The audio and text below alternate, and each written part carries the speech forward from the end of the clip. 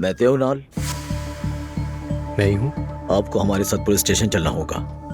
लेकिन क्यों? क्या बात है ऑफिसर? कहिए, मैं इसका वालिद हूँ। हम आपके बेटे को ले जाने आए हैं। आपको जो भी मालूमात चाहिए आप थाने आ जाएं। हुआ क्या है मुझे बताएं तो थाने सही। चलो, पता लग जाएगा। बेटा, कोई बात हुई है क्या? नहीं बाबा, मैं भी नहीं जानता ये क्या हो रहा है। अच्छा ठीक है, परेशान नहीं हो, इनके साथ हम भी चलते हैं, मालूम हो जाएगा सब। ठीक है, चल के देखते मैं हैं। अपना बैग ले लूं।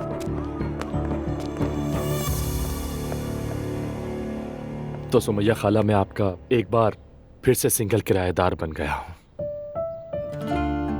बस ये सब हो गया मेरे साथ। सोचा खुद आकर आपसे इस बारे में बात करूं। अरे मेरे बच्चे, बहुत अफसोस हुआ। मुझे भी अफसोस है, बस बात नहीं बनी। क्या नूर अपनी माँ के घर चली गई? जी हाँ। क्या कहूँ, जो अल्लाह की मर्जी। हाँ बिल्कुल, हमने वाकई कोशिश की। शायद हमने बहुत ज्यादा कोशिश की।